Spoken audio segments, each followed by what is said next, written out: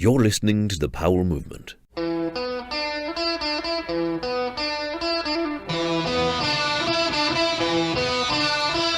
Welcome to another episode of the Powell Movement. I'm your host, Mike Powell, and I want to thank you for tuning in for the past 15 weeks. As I started this podcast as a passion project, and because of all the listeners, it's become bigger than a passion project. It's become something where I've got sponsors, I'm looking for more sponsors, and I want to grow this thing to be as big as possible. And I want to ask each one of you to follow me on social media, share my social posts, and help me grow this audience so we can get great guests week after week and keep this thing going for years to come, because there's always going to be new up-and-coming athletes and athletes that we know they're going to have new stories evolve, and we are going to tell them here on the Powell Movement. So thank you very much for listening and telling people about the podcast. This week on the show, I'm excited to bring on Mike Jaquet. He was the Chief Marketing Officer at the U.S. Ski and Snowboard Association, and while he had grown viewership and revenue for that organization, a new CEO came into place at the USSA, and Mike and him had a difference in philosophy of how they wanted to see the program moving forward, and Mike decided to leave the USSA, and right now he's unemployed, but he's got some things brewing, and I'm sure we'll see him land on his feet very soon. But this interview is exciting because we're going to talk to Mike about living in college with Shane McConkey and Kent Kreitler, and the crazy things that went on in their lives at that point, and the development of Shane McConkey and his career, and how it pulled Mike and Kent with him forward into the ski industry. We're also going to talk about Freeze magazine. This is arguably the most influential publication ever to hit skiing, and it brought the new school skiing to the masses, and Mike was the leader of that charge. The magazine came from a treatment that he wrote for a reality show, and we're going to talk to Mike about the ups and downs of Freeze magazine and what happens when Transworld decides that Freeze no longer needs to be in existence. As always, I need to thank my sponsors for making this show happen. They are diecutstickers.com, evo.com, Sierra at Tahoe Resort, and Spy Optics. Now let's talk to Mike Jaquet. Yeah, so it's been a transition on like every single definition of the word, and it's been challenging, but coming together. Now I have a new Skype account, so I'm excited. You just set it up? And I know the password. Well, and I'm doing this on my phone, which I just got, and I've got this computer that's running like versions of old software, and yeah, that's the issue. But my phone obviously is running like good software, so I had to abandon the laptop and go to the phone. For background for the listeners, I'll let you know that Mike Jaquet is the only unemployed guest that we will have on the program, most likely. You just left your job, I believe, about 2 weeks ago to go on spring break. Yeah, it was a good spring break with the family and just reconnecting with all of them and kind of being unplugged for a week for the first time in a very long time. First time since I can really remember. And free agent for the first time since 1996, really. I mean, I graduated from Colorado and just started working like a dog. And so I am a free agent officially. So he was the Chief Marketing Officer at the USSA, and we'll talk about that a little bit later. But I think your ski story goes a lot deeper than that, and it starts in Portland, Oregon in 1970 when you're born, and then you move to San Francisco and then Sun Valley. Yeah, that's the circuit there. We lived in Portland for a few months and then San Francisco for 6 years. And my dad really wanted to move to a ski town, and he was a city manager and a city planner and wanted to basically live in a small town and be able to mold it. So yeah, from 1976 until 2000, he ran the town of Ketchum, Idaho and Sun Valley, and was responsible for bringing in the bus system and opening a bunch of parks and just a ton of stuff that everybody enjoys today is really his lineage. Wow, so that's a pretty cool history that you have with your hometown. Was it something that he worked for the government, or was it he's developing himself? He was the only non-elected official in the government. So everybody else was, city council mayor was elected, and he ran the town. So he ran police department, fire department, city planning and zoning, the garbage system, the sewage system, you name it. He was in charge of all of it. And Ketchum Sun Valley from 1976 till 2000, you can imagine all the changes like every ski town. And our dinner conversations between my parents that I would just listen in on were always about small town governments. And my mom was running the Chamber of Commerce, and so she had her own civic government stuff going on as well. And I just remember how stressful it was when it wasn't snowing during the winter. So I still have that today, and it's totally from those dinner conversations of living in a ski town and understanding the value of snow. When I think of Sun Valley, first thing I think about is wealth because there's a ton of money in that area. But then when I think about working as the only unelected official, I don't think about wealth. And I would think there's two classes in that area. There's middle class and there's super rich. And did you mix with all of those growing up? It wasn't as crazy as it is now. I mean, there was a full-on bridge between the upper class and then middle income. And with Smith and with Scott leaving town, I mean, the town has really been decimated, and it's kind of sad to see this desperation and the split of wealth. But in the 80s, it wasn't like that. It was pretty blue collar and middle class, and it took a while for it to catch up to the Aspens and the Vales, and it certainly exploded in the 90s. But by then, I was at Colorado. Growing up in the 80s in that area was great, and it was the best possible place you could grow up just because it was a cool town culturally. There's a lot of great people there. It was really divided between Haley and Ketchum, and you had social classes like that. And I went to public school, and it was actually not that bad then, but it's certainly different now. Okay, and then growing up skiing, how did you get involved in skiing, and who were you skiing with? Because there's some pretty famous skiers that came out of Sun Valley. There certainly were. And I grew up in, the generation of the Chris brothers and Peekaboo Street and Kreitler. Ken Kreitler was a friend of mine in high school, and then we would later be roommates at Colorado. But actually, there were some pretty influential kids on my block, the Harper brothers and the Stone brothers, that were into cross-country skiing. And I got into cross-country racing in high school. I really liked it and enjoyed it. And it was a good group of people that I was connected with. And I got kind of good at it, skied nationally, junior nationals, and, was probably ranked easily top 10 coming out of high school and got recruited to go to University of Colorado to cross-country ski. And so I kind of took a different path. Once I got to Colorado and started hanging out with Kreitler a lot more, and then got introduced to a guy named Shane McConkey, obviously my cross-country career was not for long, and started skiing up in Vail and up in the mountains with those guys. So, it was a kind of an interesting way to become involved in the free skiing movement at the very start. Probably not your traditional path growing up in high school and being a cross-country ski racer. No, and you were a really good cross-country ski racer. You were a 5-time high school All-American and recruited to Colorado, like you said. But when I think of cross-country ski racing, I don't think of anything cool by any means. I think of someone who's in marathon shape, who people probably aren't hanging out with that much. He's not going to the parties on Friday night, but that's just my perception from 30,000 feet. What were you like in high school? I mean, were you hanging with the crowd, or were you with the cross-country crew exclusively? I was totally different as a cross-country skier. So I was actually the cross-country skier that did do a lot of partying and was actually known as the guy that would reek of beer in the start area and then wipe you out on the course. So I kind of had a little rebel thing going within cross-country, and I was probably king of the nerds in high school. By far the coolest cross-country skier, which is not saying a ton.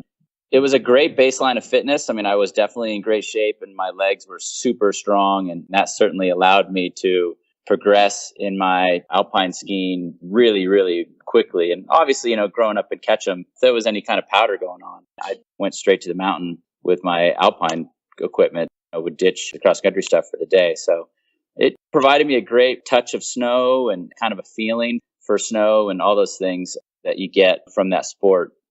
It was a great time. There was a lot of really cool people involved in the sport back then that actually I've just been able to reconnect with by working for U.S. Ski and Snowboard. And a lot of the guys that I used to ski race with are still involved in the sport as coaches and administrators and all that stuff. Cool. So what's an average day for a high school All-American cross-country skier? Are you going out for 30 miles and just spinning a lap? Yeah, pretty much. I mean, we used to do 2 days. So you'd go out for like a 45-minute run in the morning before school, and then my classes were set up where I got out of school at 1:00 and would train for 2-3 hours in the afternoon as well. And yeah, you'd want to do low intensity training and then interval training. So it wasn't about putting in miles as much as putting in time. But yeah, during the course of a 2.5 hour ski, you're covering 25, 30 kilometers pretty easily. And then you're doing some intensity workouts and training during that as well. So I was in super, super good shape back then, and it was a different world for me for sure. Okay, and then you get recruited to Colorado. Do you actually get any kind of scholarship for your All-Americanness in cross-country skiing? So basically, I probably wouldn't have gotten into University of Colorado without skiing. It was a really hard college to get into, and I wasn't 4.0 student or anything like that. It got me in there, which was great. And better than a scholarship, I figured out how to get in-state residency at Colorado. So my freshman year, my tuition was $9,000 a year, which I think it's like 50 grand now. But back then it was 9,000, which was a lot. And in-state tuition was $1,500 a year. So yeah, I basically went to Colorado for $1,500 a year from my sophomore to my second senior year. It was basically like having a scholarship just with a little ingenuity. And I always meant to write a book about how to get in-state tuition at college. It's actually not that tough. So yeah, maybe I'll figure out how to do that with my free time. Yeah, college is way too expensive as it is these days. And that book could make you a ton of money and pay for your kids' school. There you go. So are you good friends with Kreitler in high school? And when you go to CU, are you guys rooming together right away? Or are you living in the dorms? Or how does the evolution from Sun Valley to CU happen? So I get to University of Colorado, and you have to spend your freshman year in the dorms. It's required. And Ken Kreitler and I were in different dorms. I was in Kittredge, and he was in Sewell. Sewell was like where all the hot girls were. So Kent and I were like pretty good friends in high school, but we became really good friends and hung out a ton that freshman year because I would go and hang out at his dorm.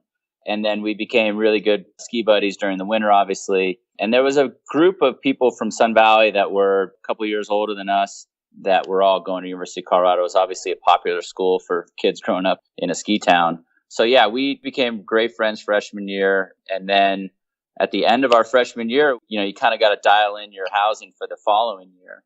And we found this place, 1150 10th Street. For the people who know Boulder, it's between Pennsylvania and Lincoln on 10th Street. And it was just the perfect 4-bedroom with a huge living room that you could fit a band and a bunch of kegs out in the kitchen and out back. And it was just centrally located, just a great situation. So we found this place, and obviously the world changed from there. I know there was a party house that you guys stayed in college. Was that house that you stayed in throughout your college career after that? Yeah, so 1150 10th was the place that Kent, Shane, and then another guy from Sun Valley named DJ Hodge, the four of us lived in that place sophomore year. And then junior year, I actually moved just a block away. Kent and Shane flunked out of college, so that was the end of their deal. But then friends of ours took over the place 1150 that following year in 91, 92. And then I moved back into another place at 1130 10th Street, so literally 2 doors up. For 4.5 years plus 2 summer schools, I was within 500 feet of 1150 10th Street, and either I lived in the house or good friends did.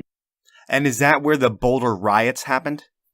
Yeah, they did. So the very first ones that people refer to were actually started for Kent's birthday. It was Kent's birthday. It was in May. There'd been a huge storm, one of those weird freak spring storms where it was super heavy snow, and it weighted down all these trees, and all the trees were breaking branches off. And so the Colorado Parks Department people had gathered up all the branches on the corner of all these street blocks, and they'd left them there for 2 weeks. So we were all out having a fun time for Kent's birthday on the hill there, and we came home, and of course it was Shane's idea to take these branches out in the middle of the street and light them on fire. It seems logical in college to do that at late night.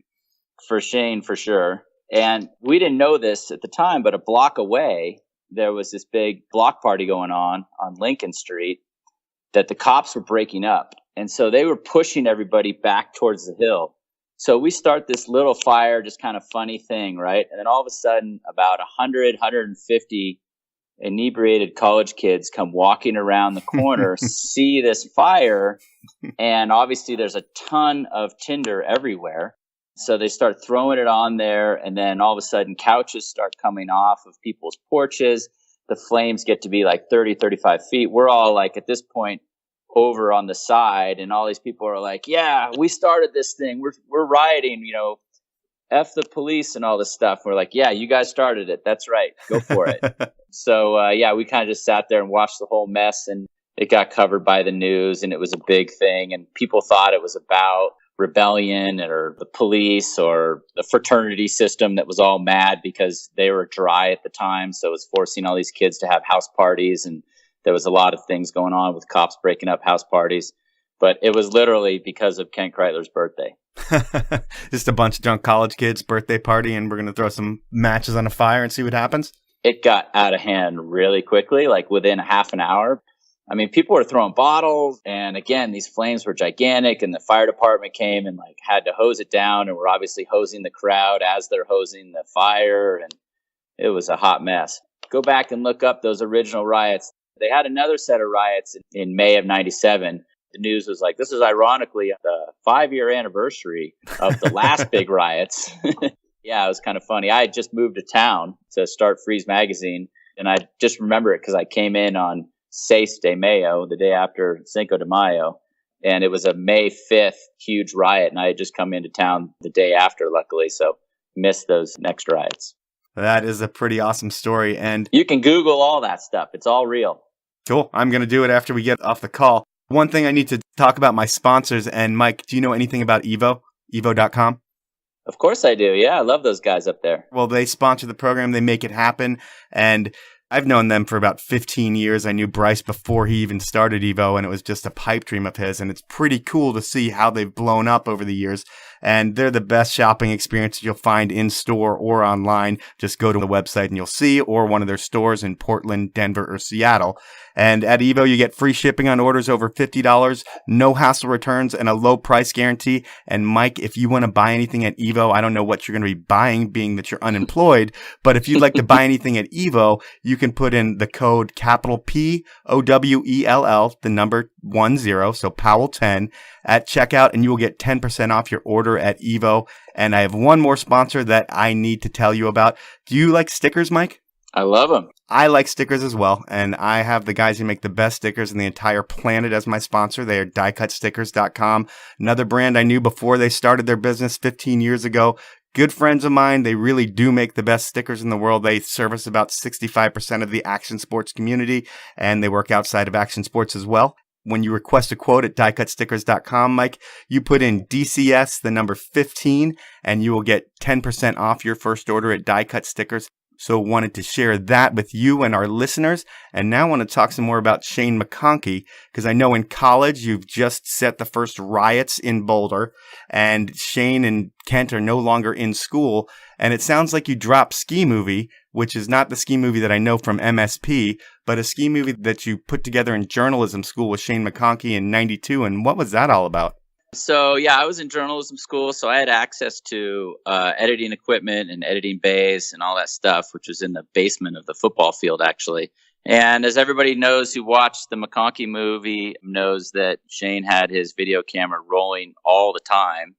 And obviously, he did not shoot himself, so it's always been a thorn in my side that I didn't get a cinematographer credit in the McConkey movie. Because all that stuff that you see of Shane is me shooting him. So yeah, we had a ton of footage in college of us skiing, or of Shane jumping off mountains or jumping off roofs, or there's a really cool segment in Ski Movie where we roof tested a bunch of televisions and VCRs and a bunch of other stuff that we threw off the roof. It was a project for me for journalism school because I had to produce a 4-minute video to show my editing skills. So yeah, Shane and I just made this movie called Ski Movie, which yes, MSP would later borrow the title. I gave them permission, so it's fine. No copyright issues. Okay. And it was part of the trilogy, the 3-part series. Our first one was not very well done. Second one, Ski Movie, was pretty cool. It opens to Smashing Pumpkins, and it's got just a killer soundtrack that was completely ripped off. And then the third installment, my senior year, was called I'm Eating My Bun. The first movie was called Who the Hell Wants Another Role? Titles that make no sense unless you're one of 6 people that were at certain parties. Okay. So we dropped those movies, and a lot of those edits, like the actual edits, make the McConkey movie, not just the shots, but like the sequencing. And I got an A on that project, so that was a good time. But we used to throw parties to drop the Ski Movie, and obviously Shane was the star and Kent was the star. A couple other guys that we were roommates with, a crew from Alaska that we hung out with a lot, and some other guys that never amounted to be pro skiers, but were more than willing to huck themselves off of cliffs in Vail and Crested Butte and places to get in the movie. It was like a big deal to get in the movie. You know, people would be lobbying and making their cases for weeks to try to make the edit just so when the kegger hit and there was 100 people gathered around a 35-inch traditional non-high def television to watch this movie. Everybody got excited. So it was a fun time, fun projects, and yeah, certainly the start of a lot of things to come for Shane and for Kent and for myself as well. I mean, I started to figure out that maybe I wanted to combine my love of skiing and love of journalism into a career. I had no visions of a magazine at the time at all. But yeah, going through college and trying to figure out what I want to do with my life, I was really into making videos for sure. And do those videos exist anywhere online? I know you said the edits are in the McConkey movie, but is there anywhere I can link these to in the show notes? Oh, man. So there are versions of it. I've been trying to get Gaffney to run like a McConkey the college years edit from all the outtakes because he's got everything digitized. They don't exist online right now, but you're right, they should. So everybody just email Gaffney and give him shit about not producing McConkey the college years edit, which apparently there's hours and hours of interviews and a bunch of cool video, obviously, that's sitting in a server somewhere. It sounds like from the research I did, Gaffney has about 24 solid hours of footage, and I will put his email address in the show notes. And anybody who wants to see that lost footage of McConkey, just shoot Gaffney an email, do it at least once a day, and we'll fill his inbox until he puts that edit together. I think it's that easy. Let's do it. It's the movement. All right, we can make that happen. And so you say you had some guys who were willing to jump huge cliffs for these movie premieres. And I was reading something where it said that Shane was dropping insane cliffs at that time too, some as big as like 100 feet. And this is back in 93. Were you there for that? And I'm guessing these are all big hip check cliffs on huge powder days. I think the biggest cliff he hit on skis was probably in the 50, 60 range. Because remember, he's on these Volant straight skis that if he was to hip check the wrong way, it would have sliced his hip right open. Yeah. So, yeah, the 100-foot cliff that he did hit in Lake Powell, it's 103. We measured it with a tape measure. It's in the McConkey movie, and that's me shooting it from my boat that we ended up buying through some, let's call it maybe not entirely legal fundraising processes in college. We had a ski boat, and we went to Lake Powell, and McConkey just went off. I mean, he jumped this 98-footer at 103, and then a couple other ones. He did a 40-footer off a cliff in his kayak. He rollerbladed off a couple 30, 40-footers into the water. So that weekend was pretty nuts down in Lake Powell, which was fun for sure. But yeah, on the snow, Shane was doing like double back right under the Mountaintop Express in Vail. I mean, you got to remember in the early 90s, backflips were illegal. Any inverted aerials were totally illegal for snowboarding and for skiing. So Shane was doing back fulls and double backs after the mountains had closed, and we would sneak down to these jumps and avoid the ski patrol sweeps and get this stuff on camera. So there was something there for sure. Everybody knew there was something there. But back in those days in the 90s, again, there was no terrain parks. So these jumps were super sketchy. And yeah, he was just going for it. And were you there when he was banned from Vail? I was, yeah. He was banned during the mogul competition there on Lukma. And that's in the McConkey movie too, where he busts his ski and then goes back up. And my roommate, Jasper Gray, who runs Futuristic Films, there's your shout out, Jasper. I'm going to edit that out, Jasper.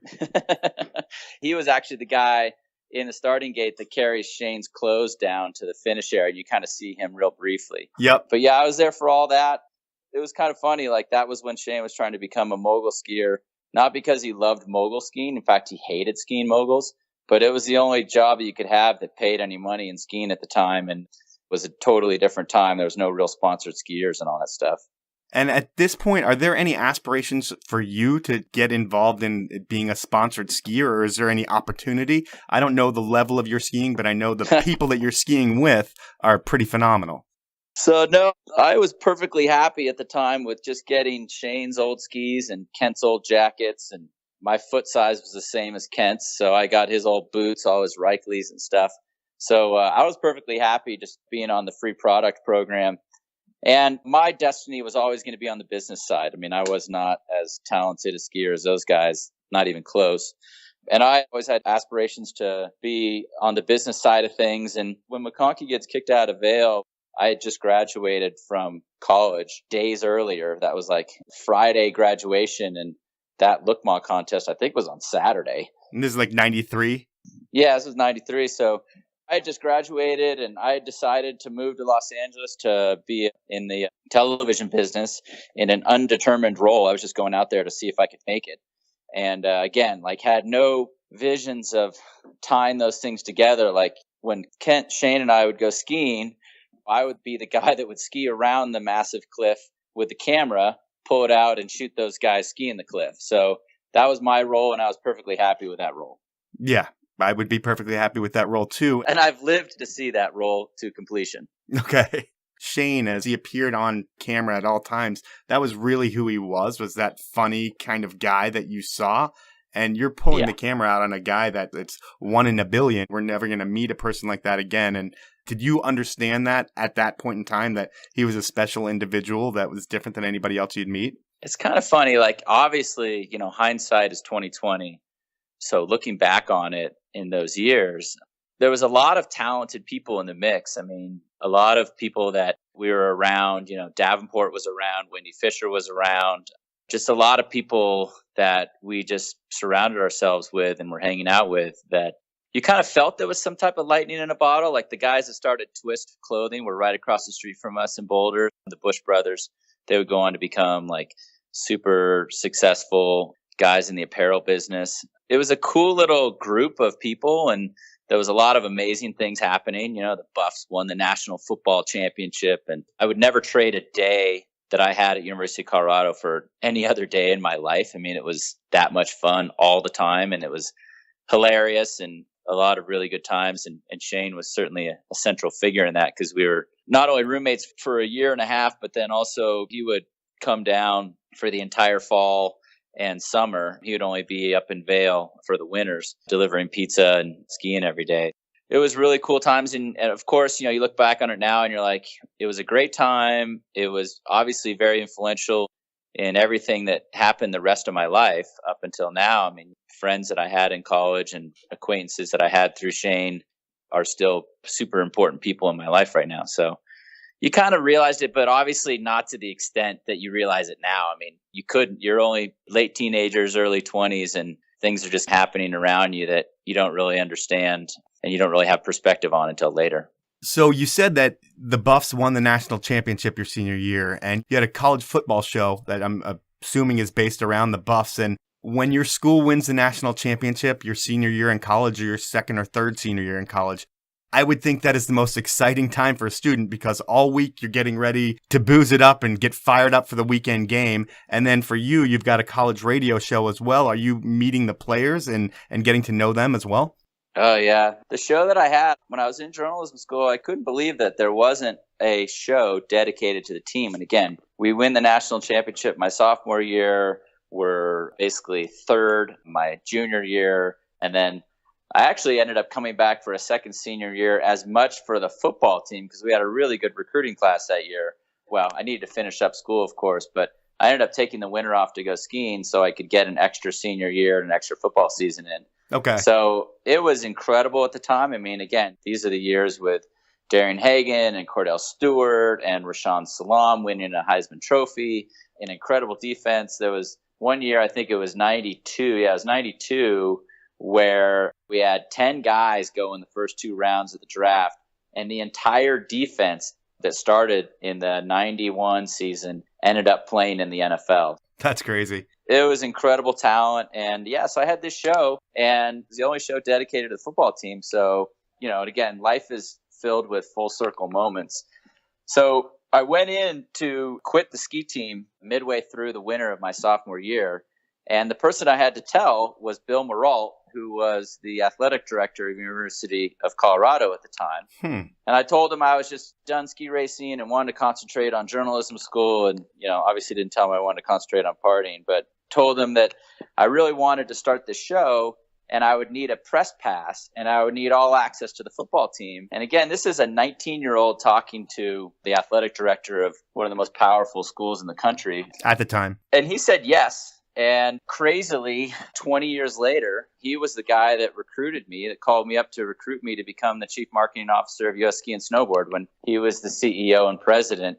He ended up retiring in 2014, but full circle moments. You never know when you're in front of somebody where life is going to lead you. And back in 1991, it led me into getting this all access press pass. So yeah, I would be firing up, doing the tailgating scene, and then would get to run out on the field with the team and shoot some behind the scenes stuff. And then I had all the coaches and the players on my show. Like, they would be guests on my show, and all those players that I named, Cordell and Rashawn and Deion Figures and Michael Westbrook, all those guys were on the show. It was pretty wild, but organizing that show every week, and it was really done with all volunteer help from student friends of mine and sometimes my roommates that I would have run camera. It certainly taught me organization and then convincing people. They used to call me the convincer back in college because I would always be asking people to help me on certain projects, or I was the person that would organize our intramural sports teams and all that type of stuff. So I was the convincer and got a lot of people to do a lot of things for free for me.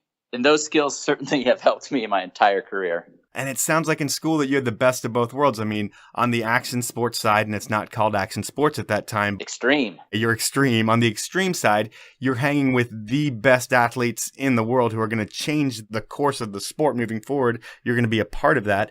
And then on the team sports side, which usually don't go hand in hand, the ski and team sports side, but you're totally behind the scenes there too, and working with a national championship level team, which is pretty amazing for a 19-year-old, like you say. And is that what gives you the belief that you can go out to LA when you graduate college and make it in TV production?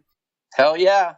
I went out there with my reel, man, on VHS. On VHS, I had my on-air reel. I had my producer reel. I had all these interviews with all these football players. And then I had this ski movie. And actually, the funny thing is that the ski movie ended up giving me a pretty big break. Rory Strunk, who had started Resort Sports Network, somehow found it. I don't know how he found it. I think Blake had seen a copy of it that Shane showed him. And then he told Rory about it, who had started Resort Sports Network. And then Rory ended up putting that movie on Resort Sports Network on Glenn Plake's show, The Real Thrill Show. And that ended up getting me a couple of my first gigs out in Los Angeles, working for Bennett Productions on the Coors Light Pro Mogul Tour and a couple other winter-based programs that those guys had going. One show was called The Extremists. So again, dating myself, and it certainly wasn't called Action Sports back then. But yeah, that ended up being one of my first breaks, is that movie getting on television. And that showing off my producer, director, editing skills. And you get out into LA, and one of your first gigs, or I think in that first year, is you work with Anna Nicole Smith in a topless calendar show. And I don't know what that exactly means, but I'm looking at some notes. And was she messed up on drugs at that point or not yet? And how was the topless show, the topless part of it? Yeah. So my life is kind of like this Forrest Gump of nothing super important that happened, but all these interesting things that have happened that I've been around. So yeah, I just done a couple gigs for Bennett Productions, literally just being the production assistant guy, running around tapes and logging tapes and sitting in editing rooms and telling editors where shots were and all that stuff. And we're sitting in the editing room, and Casey Bennett rolls in, is like, we've got this shoot going on in the Bahamas. I'm looking for a crew. And I raised my hand. I was like, dude, I'm in. And I didn't really know what the whole thing was until I got there. So I knew I was going to be in the Bahamas for 17 days, and that sounded good. And I knew I was going to be making $250 a day, which was a killer rate at the time. I mean, I felt like I was going to be a millionaire at that point. So yeah, we show up there, and it's this shoot called Eden Quest. And again, this is 90s. So this is before the internet. So we would shoot tops on in the morning and tops on at night for sunset, and we shot the show that was a pay-per-view show. The topless show was pay-per-view, and the tops on show was for Prime Sports Network. And it was Anna Nicole and 8 other Playboy models. This was literally like a couple weeks after Anna Nicole had married that super old dude. Mm-hmm. And I mean, not only was she popping pills all day, but she was chasing him with Jack Daniels, and she was going hard, and she had all these bodyguards there. And this one poor tourist guy tried to take a picture of her, and the security guard punched the guy in the face, took his camera, and smashed it. So yeah, it was all this time the tabloids were following us and had found us in the Bahamas. And she was actually a really cool girl. I got to hang out, and we'd have dinner with everybody, as a crew, even the models. And yeah, you got to know them. And so the funny thing was that, I started the first couple of days just the guy that holds the Flexfill, the lighting thing. Yep. So I'm sitting there like standing on the beach for hours at a time, shining light on these women, and it seemed like a pretty good gig. And then the two directors, there was 3 crews. So the 2 directors on these other crews, Anna Nicole didn't like them. And she basically, a couple days into the shoot, said, I'm either leaving or they're leaving. So they left. And so I ended up being second unit director on that shoot. And that was my first director credit, going from PA to director in the matter of 24 hours. So yeah, I'm like sitting there on the beach like, okay, let's roll over and let's get on our knees and let's go over there. So I didn't really know what I was doing as far as directing models. But, hey, I figured it out as I went, and the shoot ended up being a heck of a lot of fun, that's for sure. It sounds like a heck of a lot of fun, and I'm going to jump into one more set of sponsors that I have, and I'm sure you've worn sunglasses in your life. Have you ever worn Spy sunglasses? Of course. I was there when Spy first started. Hollywood. That is cool. Well, I wasn't there when Spy first started, but they helped me start my podcast, and I'm really psyched about that. And what Spy brings to the table now is something called a happy lens. And what that is, it's a lens that filters the UV light that comes through the lens. It filters out all the bad UVs and allows the good ones to get in. It relaxes your eyes. It puts you in a better mood. It's science and it works. And the good folks at Spy, they're going to give you 25% off any purchase on their website. All you need to do is type in capital SPY, lowercase podcast, the number 25 when you check out, and you'll get 25% off your order, $450 or less. My final sponsor, have you ever skied at Sierra at Tahoe? I have. Love that place. Did you know that they only have GMO-free snow? I did not know that. Yeah, so there's a lot of resorts in the Tahoe area. We haven't gotten the final results in the testing, but it's believed that they have GMOs in their snow. Sierra at Tahoe, no GMOs whatsoever. And what that means, whether you have die cuts or not in your base is going to go so much faster on this non-GMO snow. It is amazing. And they don't have all the lines that the rest of Tahoe has. So Sierra at Tahoe has some great people and really the best snow on the planet. If you ever want to go there, let me know and we will set you up there with whatever you need for you and your family. And I'm just making that up, but they will do it. I've been there a couple times with my buddy Rolfs. He loves the place. Yeah, and you will love it too. And anybody who's listening, they will love it as well. But back to where we were. So you had just gotten done shooting Anna Nicole Smith's boobs, and you were directing where they're going to be and what light was going to be on them. And then the next move in your career is kind of a visionary one. And it's a pitch that you have. You pitched a reality TV show treatment. I believe it was called Generation S. And it was about the Tahoe ski scene, Shane Kreitler, Brad Holmes, Sean Palmer. So not just ski, but snowboard as well, but just the Tahoe lifestyle. And that would be reality TV before it really hit the masses. I mean, there was MTV's The Real World, but there wasn't much reality TV out there. And you had a cast of characters that would have made for an incredible show. And how did you come up with the idea and what happens from there? Yeah, well, I was living in Manhattan Beach at the time, and I would just fly up to Tahoe pretty much every weekend during the winter to go skiing. This is back when you could fly from LAX to Reno on Reno Air for like $100 round trip. So I was going up there all the time, and I was obviously just observing things. Again, I was perfectly happy to be the guy that skied down on the side of the cliff and shoot the guys that were hitting the cliff. So my observations of what was going on there, both on the hill, but even more so that impressed me just culturally. People need to remember that at the time, snowboarding just dominated all of the attention of snow sports for anybody under the age of 30. Yeah. And the ski scene was just non-existent, not as far as participation goes, but just from a marketing standpoint. And in my observations, there was an incredible thing going on at Tahoe at the time. And that was the centerpiece of this reality show concept, because I was in the TV business, and that's what you do. You write scripts and you write TV pitches. And I was pitching that around, and Brian Selstrom, who was running Transworld Media at the time, and Transworld Snowboarding and Transworld Skateboarding were monster magazines and huge hits, just kind of saw the script and was wondering why there wasn't a ski magazine for younger people or dedicated to this whole thing that was going on that was in this script, and called me up and asked me if I could make a magazine out of it. And it seemed like a good idea at the time to me. And so, yeah, we had a focus group in Boulder, and the focus group was McConkey and Kreitler, and Holmes was there. And we just had this really, really good sit down with a bunch of people from Transworld. After the focus group, we're like, yep, you guys got to do this thing. This is going to be huge. And yeah, the rest is history. Freeze Magazine. When you start that, do you start that with Transworld?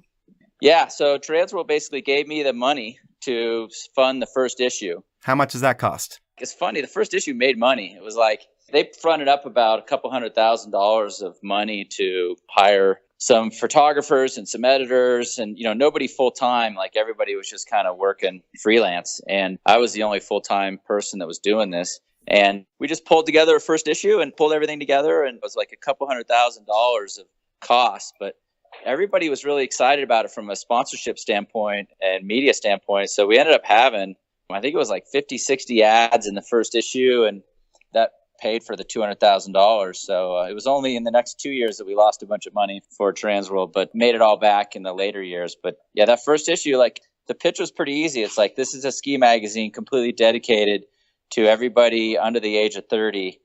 The initial pitch was like teenage punk rock ski magazine. That was going to be the tagline, but it was too long. But that was the pitch. And everybody that we talked to, from the ski companies to the apparel guys, especially the accessories, the goggle guys, including Spy, they all totally understood it right away. And it wasn't too much of a flyer to take on it at the time. It was a couple $1,000s per ad page. So we got those core group of guys pretty early, and they ended up being loyal customers throughout the entire run. The launch of Freeze Magazine is really what brings the new school to the masses. There's a few things. I look at Freeze first and foremost. I look at Johnny Mosley and Nagano. I look at the new Canadian Air Force. But Freeze is what everybody had access to that could see, because the internet wasn't huge at that point. And you're selling the future of skiing to the masses, and people are eating it up.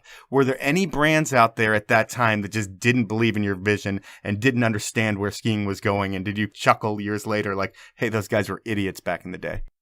There were some that didn't really get it at the start. And again, you got to remember the first full season of Freeze, the 97, 98 volumes, you still don't have that new Canadian Air Force terrain park skiing stuff.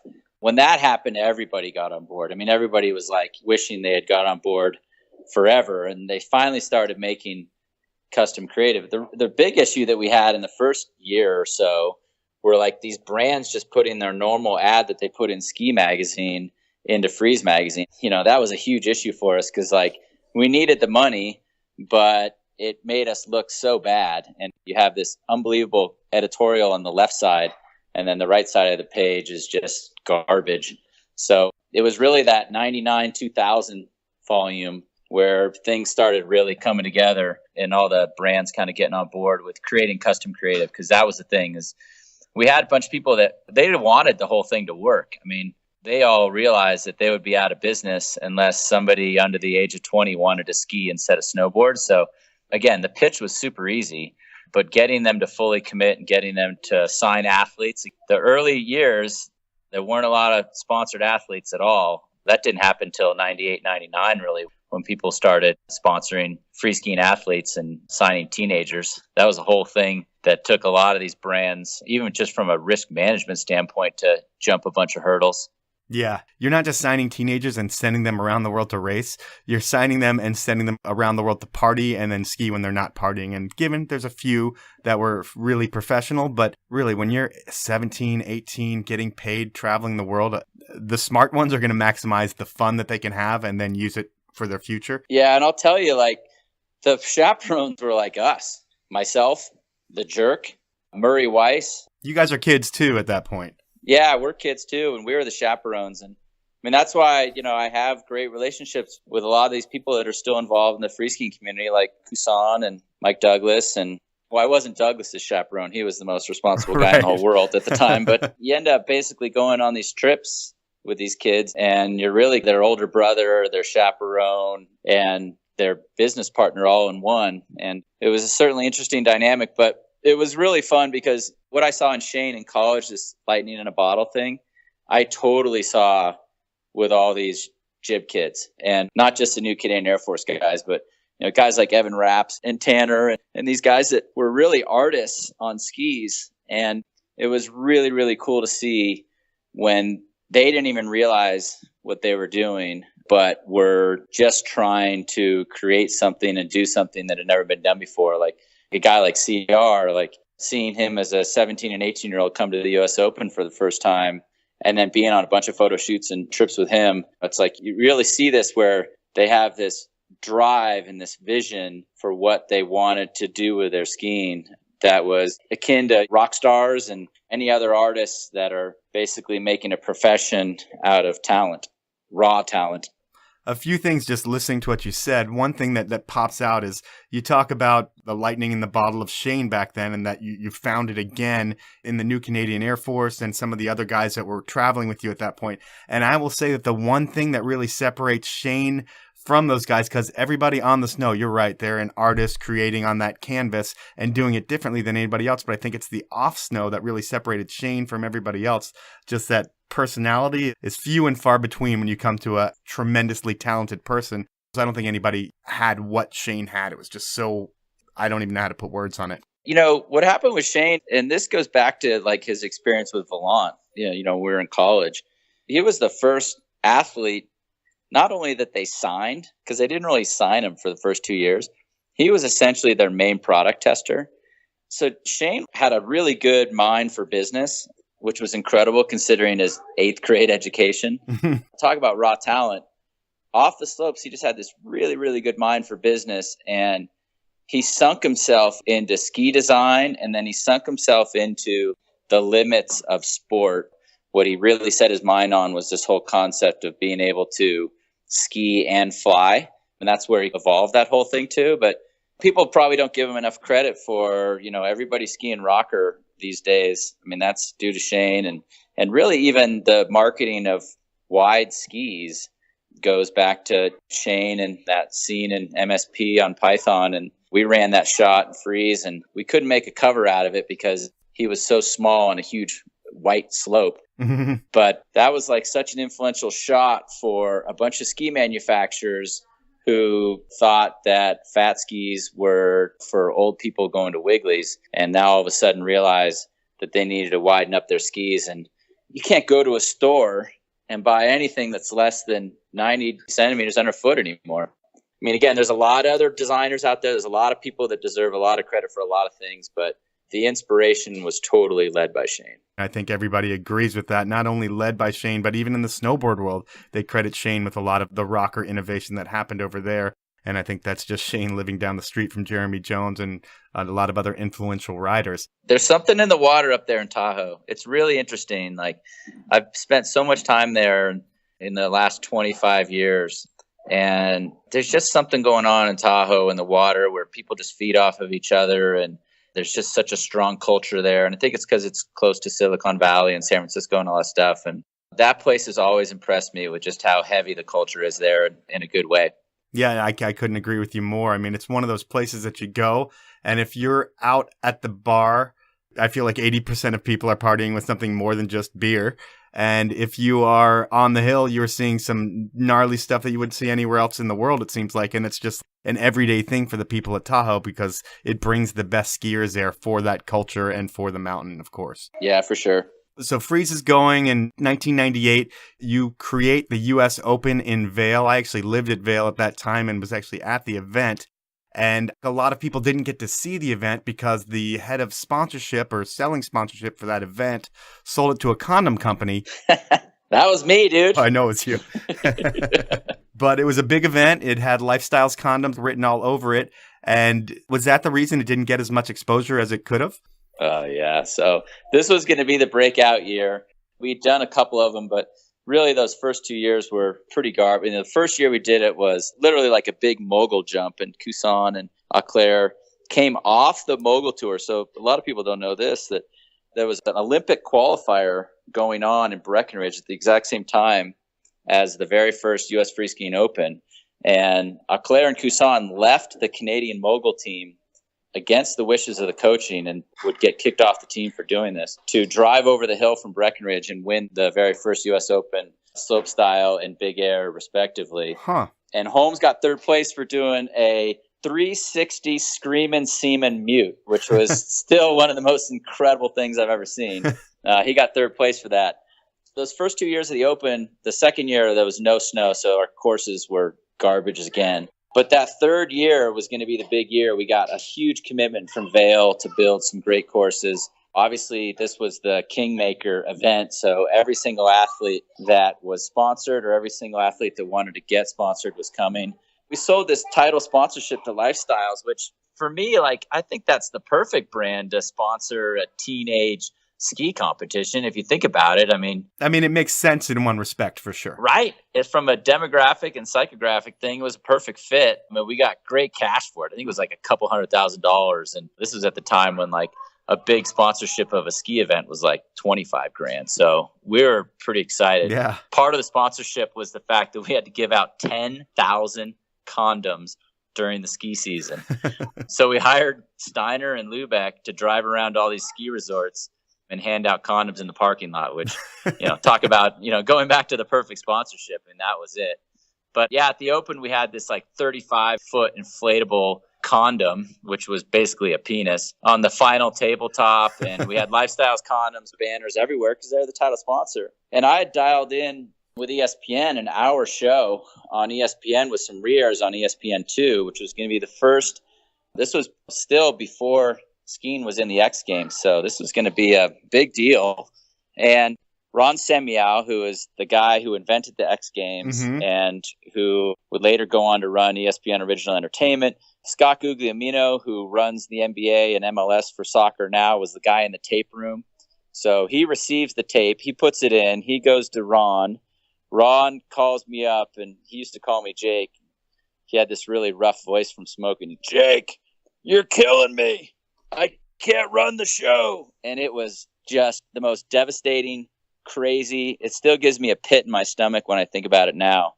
So yeah, it was just this gut-wrenching moment. And this show, which was amazing. I mean, again, this was the switchback by Flew. This was the first half-pipe competition that Phil LaRose won. I mean, it was a killer show. Doesn't make air because of the title sponsorship of Lifestyles Condoms, which was totally such a bummer. We ended up getting a little syndication deal, but again, nobody saw the show. And yeah, it was a huge missed opportunity and a bummer. But, hey, Lifestyle still gave us the money, so we actually made money on the Open that year.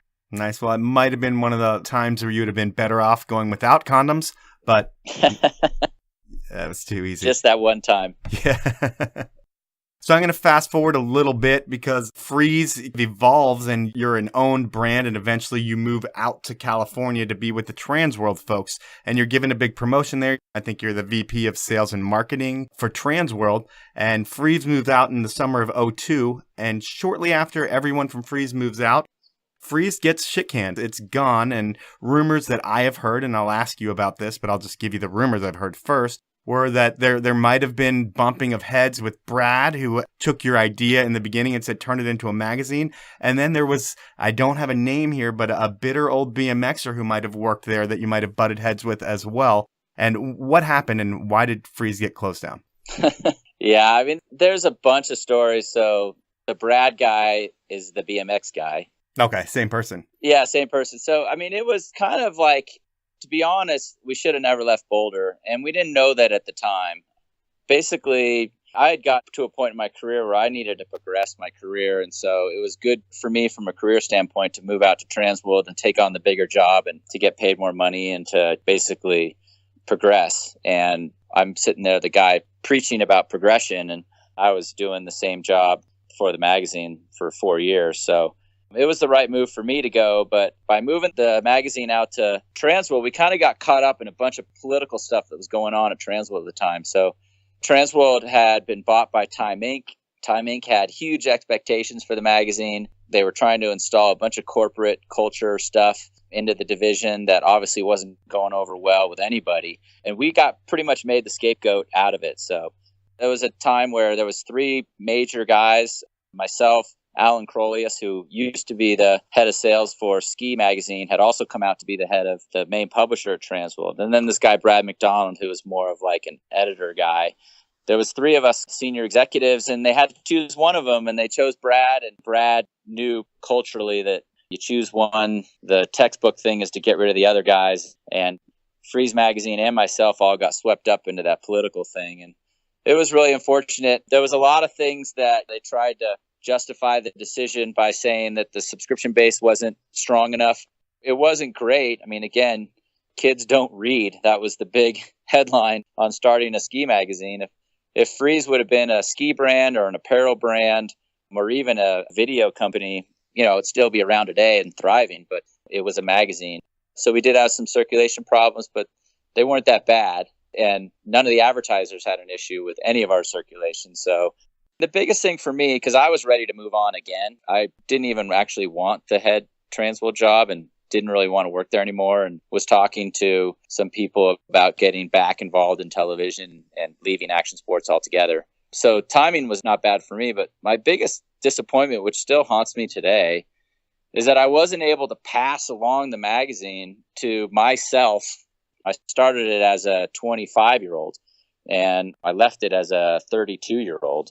I wasn't able to pass it off to another 25-year-old who would have totally kicked ass. And there was a bunch of guys back then, the guys that were starting new schoolers and, even like the MSP guys or even to Cesare, that could have done a great job with the magazine and could have made it maybe even more successful than I ever could have. So that was the disappointing part, is that it was Time Inc.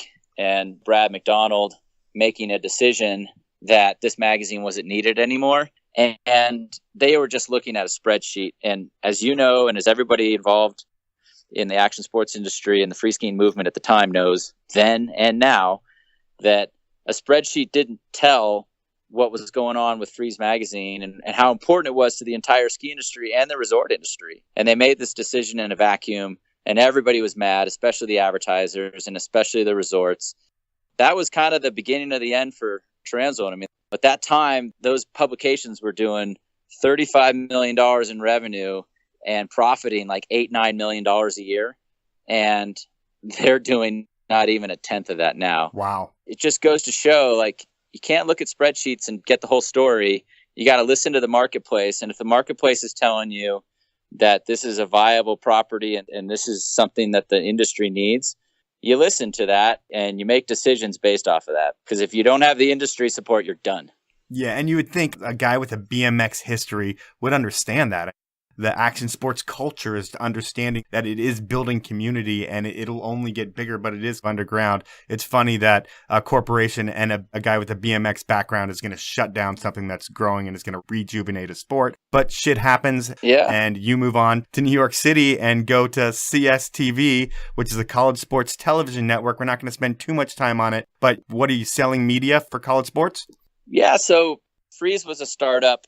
Before Freeze, I actually was involved in another startup called Real Time, where we put kiosks into ski shops and sold lift tickets out of them, which sounds like a really ingenious idea until you figure out that all you're doing is collecting transaction fees for $1, and it costs you $20,000 to put a unit in there. So that didn't pencil out real fast. Yeah. But I was super into startups.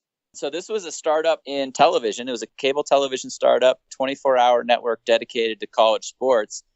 And I still had my bug from my show in college. And so it was just like a really exciting thing to be involved with. And I was like hire number 20. And I ended up working for Brian Beadall and Chris Bevilacqua, who are super famous then and even more famous now in the sports marketing, media, and television landscapes. Brian Beadall is the only guy to start from scratch and sell two sports cable networks for $300 million each. So wow. Working directly for those guys was great. And it was like one of those classic roles for me where I didn't want to be boxed into anything. I wanted to be able to work on deals and work with sponsors, but also still work on content. And that was what I was doing at Freeze with the content side and the event side. And we actually have another thing lost in the universe is Freeze TV. We did 2 episodes on ESPN. I got to post that too. But anyways, I wanted to have this role where I could work with sponsors from a business standpoint, but connect content to it. Okay. And obviously a startup is willing to give anybody a chance as long as there's revenue attached to all these ideas. And so I just had this blank canvas to go out and do anything I wanted to do. And it was a great job. And it was a perfect landing place for me from Freeze Magazine, which was such a stress and such a crazy, disappointing end, to be working on a startup and to be part of something so cool and so much fun and working in big time sports. Yeah, so was on the startup team, and it was 3 years on the startup side, and then we got bought by CBS Sports. Does everybody get rich then? Brian and Chris definitely got rich. They have some pretty nice houses out in the Hamptons because of it. But, a guy like me, not enough money to retire, especially living in New York City, you blow through cash a lot. But, a nice little six-figure-ish bonus, which wasn't anything to scoff at. Yeah, it doesn't happen in the ski industry, so you're pretty stoked on that. Well, and that was the point. It was like, I was kind of really tired of the margin in the ski industry and just how poor everybody was. And it was nice to work with Coca-Cola and Xbox and Lowe's and all these big, huge companies that I ended up doing good deals with. It was fun working with them where money wasn't the object and they were just looking for good ideas. And if you had one, they were willing to fund it right away. And then you have this 24-hour network as the platform. So it was a great job. And then when you work at CBS, that place is just amazing. I mean, such incredible people there. And I got a chance to work for John Bogus, who's the head of sales there, and Joanne Ross, who's actually the head of all sales. John's the head of sports sales, and Sean McManus, who's the head of sports. And those people were just great mentors, and I learned a ton from all of them as well. And I did 7 years living in New Jersey and working in Manhattan. And when you're in this business, that's a good thing to do. And you learn a ton and you get networked and you can use those networks for the rest of your career. And so that was a great run for me and I enjoyed my time there. But, I had 3 kids and started not seeing them and definitely was not psyched on being a commuting dad. So I was kind of looking to change things up. And literally that's when Bill Morrell called me. So at CBS, you're able to make a ton of connections and they were going to help you throughout the rest of your life. But in the next phase of your life, it's a connection from college, the guy that you quit the ski team with. He is now recruiting you to become part of the USSA. And I'm sure he's looked at your background in sales and he knows you personally and he wants to bring you on to the USSA team. And in your days with Freeze, I believe you were a pioneer in the fuck FIS and not really wanting to work with these USSA types. But then when you're given a leadership position within that organization, you can really be a lightning rod for change. And was working for Bill a big part of you going there? I think the opportunity to work for Bill was a big part for sure. I think the biggest thing for me was when I sat down and thought about it, because I never thought they had a job for me. I never thought that this nonprofit had any kind of job where I could help them or do anything for them.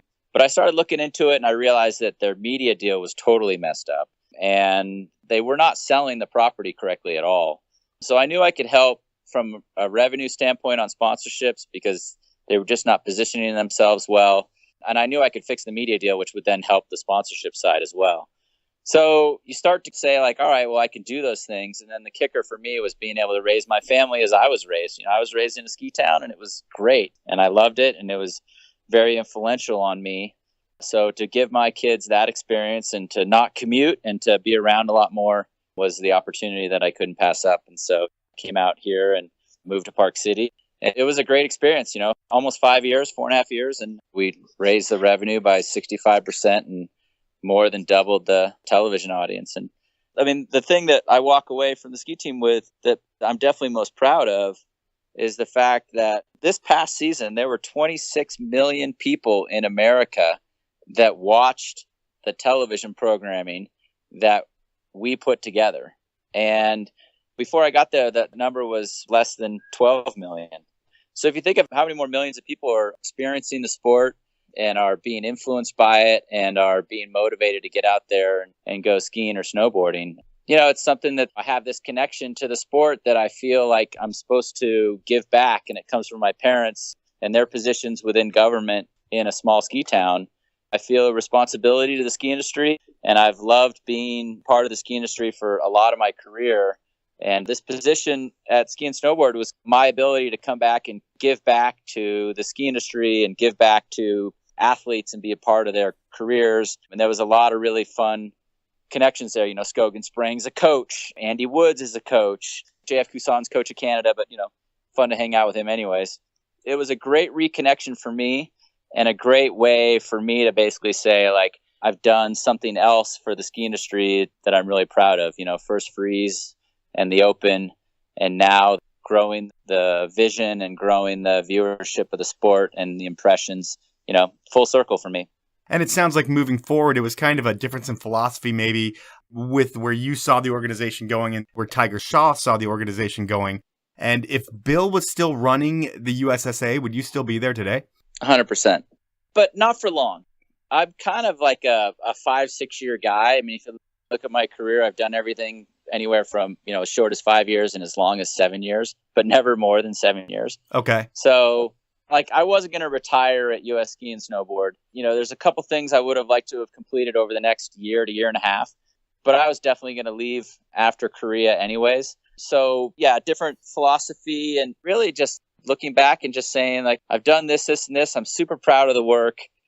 Something very influential that I read really early on, back in my Los Angeles days, the really important way to live your life is live, life, learn, legacy.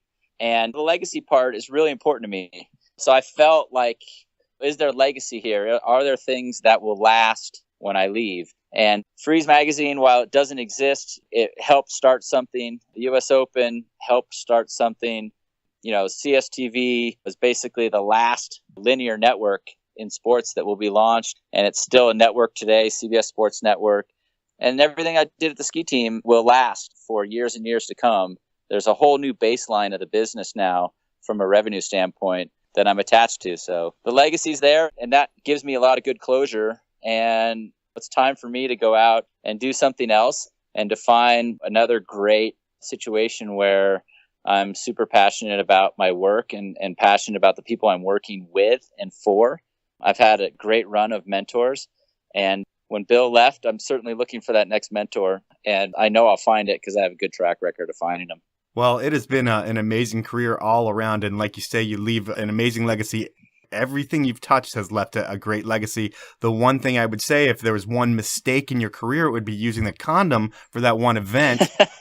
But other than that, it's been a pretty stellar career. You've opened up a sport to the masses. I mean, you didn't open it up personally, but creating Freeze to be the vehicle to get new school skiing to the masses was huge and really set the groundwork for what the sport was going to become.